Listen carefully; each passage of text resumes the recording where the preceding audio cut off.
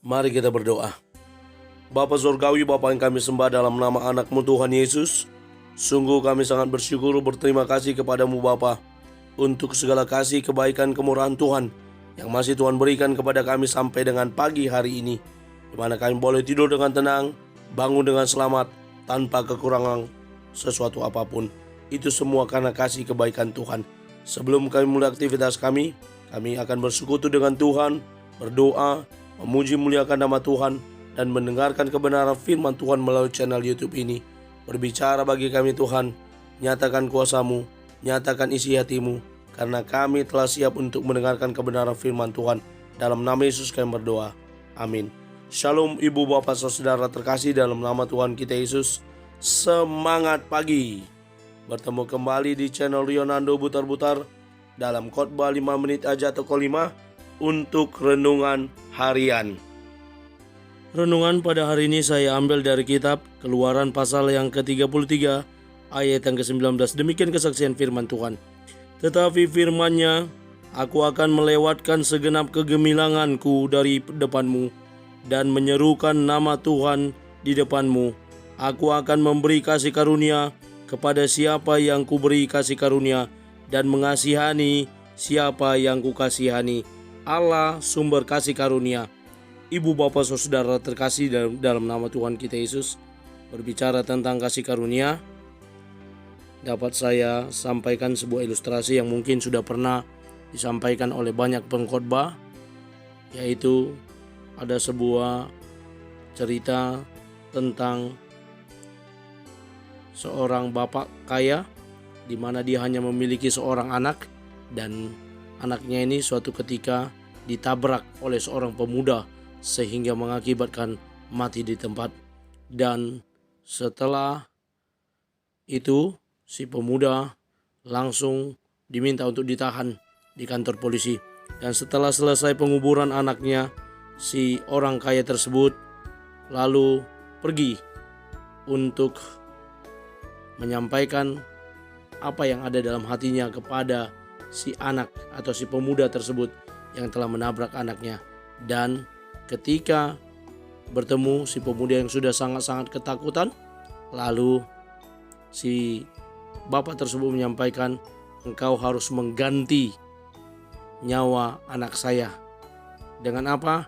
Dengan menggantikan bahwa engkaulah yang akan saya angkat menjadi anak saya gantinya. Itulah yang ditunjukkan oleh si bapak tadi, sehingga membuat semua orang terheran-heran, termasuk juga si pemuda yang sudah ketakutan karena hal tersebut, di mana dia telah menabrak mati anak dari bapak orang kaya tersebut. Ibu bapak saudara, dari apa yang terjadi dengan pemuda itu, meskipun hanya sebuah ilustrasi, namun boleh menggambarkan itulah yang sudah dilakukan oleh Tuhan kita, Allah kita. Dia menunjukkan kasih karunia-Nya kepada siapa dia mau memberi kasih karunia. Hal ini juga yang berlaku kepada Musa, di mana Musa mendapat kasih karunia dari Allah setelah bangsa Israel melakukan hal yang salah.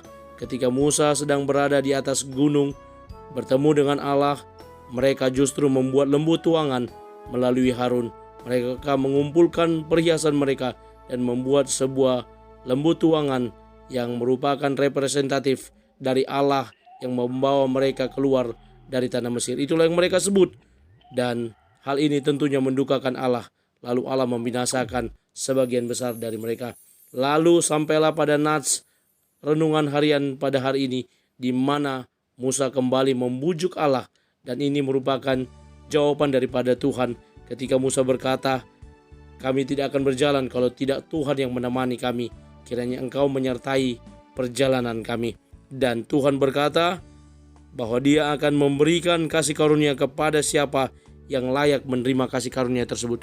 Dan Musa layak menerima kasih karunia tersebut. Dan bagaimana dengan kita? Sebagai umat Tuhan, sebagai orang-orang percaya, tentunya kita juga berharap akan Allah sebagai sumber kasih karunia.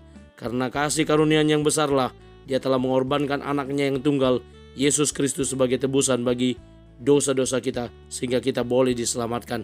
Karena kasih karunia-Nya, kita boleh ada sebagaimana ada pada saat ini. itu semua karena kasih dan kebaikan kemurahan Tuhan. Saya mengutip beberapa kata-kata bijak. Yang pertama dari Joseph Edison, seorang politikus, berkata, rahmat sering datang kepada kita dalam bentuk kesakitan, kehilangan, dan kekecewaan. Tetapi kalau kita sabar, kita segera akan melihat bentuk aslinya. Jenderal Sudirman, Panglima masa kemerdekaan, berkata, kadang kita terlalu sibuk memikirkan kesulitan-kesulitan sehingga kita tidak punya waktu untuk mensyukuri rahmat Tuhan. Rahmat Tuhan, kasih karunia Tuhan yang patut kita syukuri. Karena itu ibu bapak saudara, mari kita terima dan rasakan kasih karunia Tuhan yang selalu baru dalam hidup kita. Terlebih pagi hari ini, kita boleh rasakan kebaikan Tuhan, kasih karunia Tuhan yang telah membangkitkan kita dari tempat tidur kita, sehingga kita boleh bangun dan melanjutkan aktivitas kita. Kiranya Tuhan menguatkan dan memampukan kita sebagai umat-Nya untuk terus berjalan bersama dengan Dia. Amin. Kita bersatu dalam doa. Terima kasih Bapa untuk kasih karunia-Mu yang telah kami dengarkan. Mampukan kami untuk terus menjadi para pelaku kebenaran firman Tuhan yang terus bertumbuh dalam Tuhan. Dalam nama Yesus kami sudah berdoa dan mengucap syukur. Amin. Selamat beraktivitas, selamat beribadah nantinya. Tuhan Yesus memberkati. Shalom.